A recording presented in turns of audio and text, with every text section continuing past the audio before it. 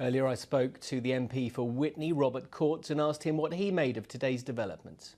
This is very, very welcome news. I mean, for anybody who lives in Witney or along the A40, such as at Ensham, or throughout the whole of West Oxfordshire, the A40 is unquestionably one of the very biggest issues that face us. It's absolute misery day by day to be stuck for hours in traffic there.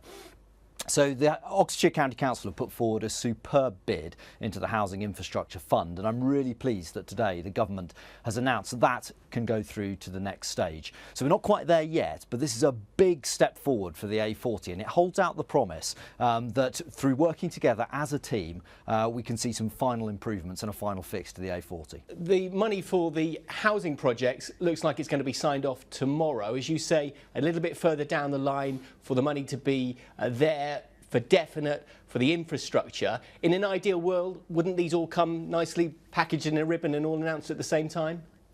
Yes, well, they're fairly close, but I mean, it's what really matters at the end of the day is that when the housing is built, that we have the infrastructure, the roads and so forth at the same time, and that's very much what I'll be pushing for. And on the A40, this has been a bone of contention for so many years. Do you see light at the end of the tunnel, or are we just going to push the problem back a few years and it's still going to be an issue for all your constituents trying to get to Oxford, trying to get to London?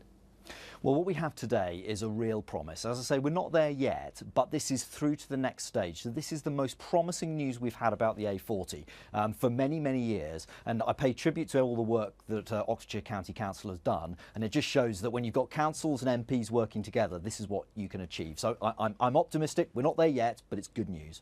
Is there a danger, though, that you'll get extra homes in West Oxfordshire, but you will not ultimately see these improvements happening? Well, the idea of these packages is that it isn't what happens, that if there is to be housing, the Housing Infrastructure Fund provides the funding to go for the infrastructure as well. And I'll be pushing every day of my time here to ensure that if we're having extra housing, that we get the roads and other infrastructure networks that are required to ensure that we can cope with the housing that's brought.